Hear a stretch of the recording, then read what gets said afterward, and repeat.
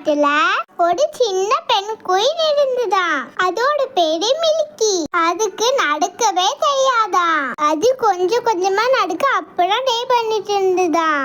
ஒரு நாள் மில்கி நானும் எல்லாரும் மாதிரி நடக்கணும் அப்படின்னு நினைச்சு டே பண்ணிச்சான்.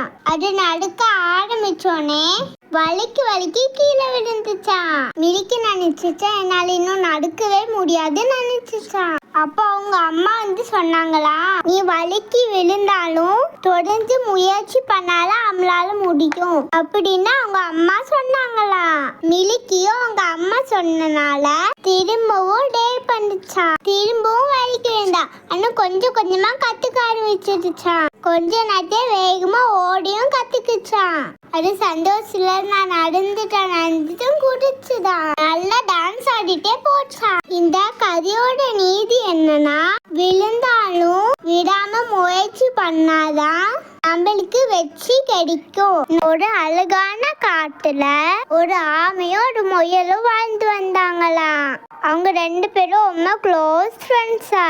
2 பேரும் எங்க போனாலும் பேசிட்டே போவாங்களா, ஒன்னாவே இருப்பாங்களா. ஒரு நாள் காட்டுல நல்லா மழை பெய்ய ஆரம்பிச்சுதா.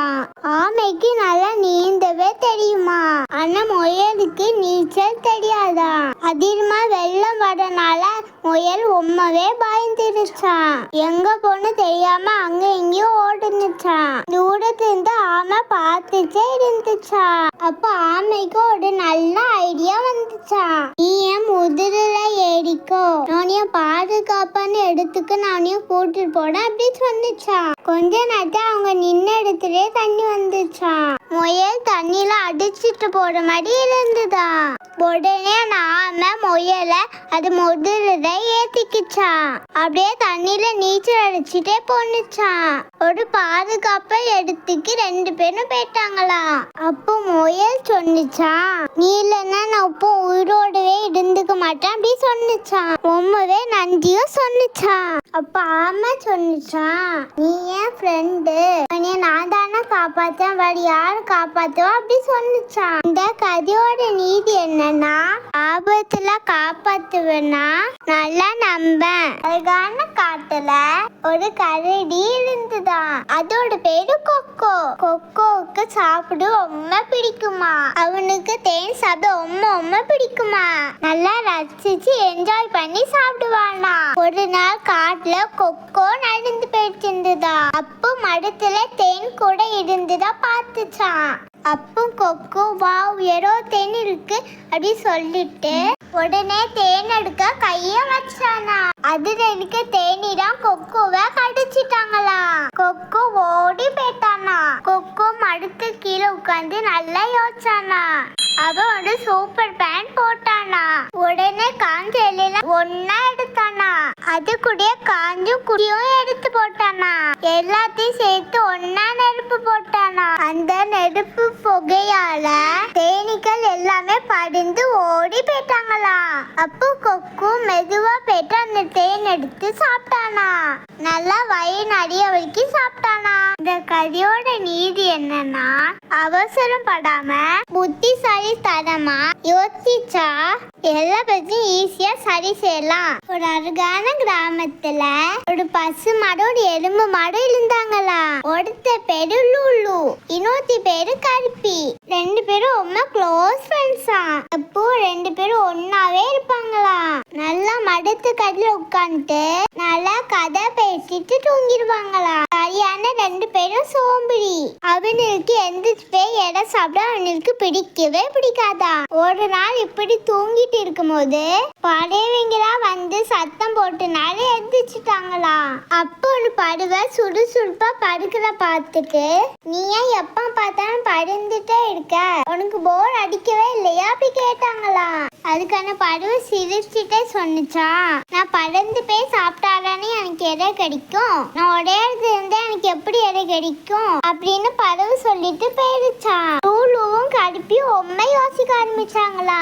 அப்ப லூலு சொன்னிச்சா, அவன் 2 பேரும் இன்னும் சுறுசுறுப்பா இருக்கணும் அப்படி சொல்லிட்டு 2 பேரும் நினைச்சாங்களா. அவங்களே போய் இலை சாப்பிட்டாங்களா. அவங்க சோம்பேறித்தனத்தை விட்டு இன்னும் சுறுசுறுப்பா வாழ்ந்தாங்களா. இந்த கதையோட நீதி என்னன்னா, சோம்பேறித்தனத்தை விட்டு சாப்பிட்டு சுறுசுறுப்பா இருந்தாலாம் வாழ்க்கையில முன்னேற முடியும். நம்ம ஆசைப்பட்டு எல்லாம் கிடைக்கும். உன் காலத்துல ஒரு அழகான காடு இருந்ததா. அதுல ஒரு டைனோசர் வாழ்ந்து வந்ததா. அதோட பேரு டின்னு. டின்னு ரொம்பவே நல்லவனா. அவனுக்கு சாப்பிடணும் ரொம்ப பிடிக்குமா. பழங்கள்லாம் அவனுக்கு ரொம்ப பிடிச்சுதா. ஒரு நாள் அவன் காட்டுல நடந்து போகும்போது ஒரு பெரிய வாட்டர்மெலன் பார்த்தானா. இது நான் பட்டா சாப்பிட்டேன்னு சொல்லிட்டே இருந்தானா. அப்போ டின்னோட ஃப்ரெண்டு வந்து எனக்கு ரொம்ப வயிறு பசிக்குது எனக்கும் தா அப்படி கேட்டானா. இன்னும் முறை யோசிச்சானா. அதுக்கப்புறம் பாதி பழத்தை அவனுக்கு பிச்சு தந்தானா. 2 பேரும் நல்லா சாப்பிட்டாங்களா. 2 பேரும் சாப்பிட்டு முடிச்சு 2 பேரும் நல்லா விளையாட போயிட்டாங்களா. இந்த கையோட நீதி என்னன்னா, யாராச்சும் பசிக்குதுன்னு சாப்பாடு கேட்டாங்களா நம்மள்ட்ட இருக்கிற ஷேர் பண்ணி கொடுக்கணும். ஷேர் பண்ணி சாப்பிட்டாதான் மகிழ்ச்சி கிடைக்கும். ஒரு ஆத்துல ஒரு முதல்ல ஒண்ணு வாழ்ந்து வந்ததா. அதோட பேரு டிங்கு. டிங்கு எல்லாருமே ஏமாத்துவானா. ஆனா ஆத்துக்கு தண்ணி குடிக்க வர எல்லா அனிமல்ஸ் கிட்டையும் நானே எதுவுமே செய்ய மாட்டேன் பக்கத்துல வா அப்படி கூப்பிடுமா. அவங்களும் பக்கத்துல வந்தோடனே அது பிடிச்சு தின்னுருமா. ஒரு நாள் அந்த ஆத்துல தண்ணி குடிக்க ஒரு மான் வந்துதா. எப்போ போல இது நல்லா பேசுனுச்சா.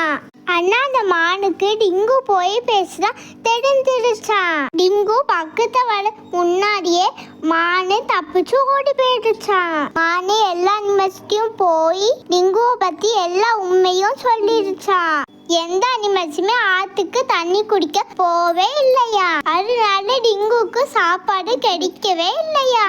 அவன் சாப்பிடாம இருந்தனால அவனுக்கு உடம்பு சரியில்லாம போயிடுச்சான். இந்த கதையோட நீதி என்னன்னா, யாருமே போய் சொல்லி ஏமாத்த கூடாது. அப்படி செஞ்சா கடைசியில கஷ்டம் தான் வரும். அழகான கிராமத்துல ஒரு வயசான தாத்தா இருந்தாரா. அவனுக்கு 2 பேரே இருந்தாங்களா. ஒருத்த பேரு கிரண், இன்னொருத்த பேரு சரண். தாத்தாக்கு 2 பேரும் ரொம்ப பிடிக்குமா. தாத்தோட நாள் அவங்கள்ட்ட ஒன்னு 2 பேருக்கும் நான் ஒரு போட்டு வைக்க போனேன் தாத்தா சொல்லிட்டு இருந்தாரா. அவங்க 2 பேரும் ஒரு ரூமுக்கு கூட்டு போனாரா. அங்க போயிட்டு தாத்தா சொன்னாரா, இந்த ரூமை யாரு நெருப்புறாங்களோ அவனுக்கு ஒரு பரிசு இருக்கு அப்படி தாத்தா சொன்னாரா. உடனே சோப்பு சட்டை போட்ட சரணு நிறைய வைக்கோலும் நிறைய பேப்பரும் கொண்டு வந்து அடுக்கி வச்சானா. மஞ்சள் சட்டை போட்ட கிரணு நேரா கடைக்கு போய் ஒரு மெழுகுவர்த்தி வாங்கினானா. நேரா நான் தாத்தா சொன்ன ரூமுக்கு போனானா. அங்க போயிட்டு அந்த மெழுகுவர்த்திய பத்து வச்சானா. உடனே அந்த ரூம் ஃபுல்லா வெளிச்சம் பரவிடுச்சா. அப்ப தாத்தா வந்து சொன்னாரா, கிரண் இன்ன சின்ன மெழுகுவர்த்தியால இந்த ரூம் ஃபுல்லா வெளிச்சிட்ட நடிப்பிட்ட நீதான் இந்த போட்டியில ஜெயிச்சிருக்க அப்படி சொன்னாரா. தாத்தா பரிசு 2 பேருக்குமே கொடுத்தாரா. இந்த பரிசு 2 பேரும் சண்டை போடாம ஷேர் பண்ணிக்க தாத்தா சொன்னாரா.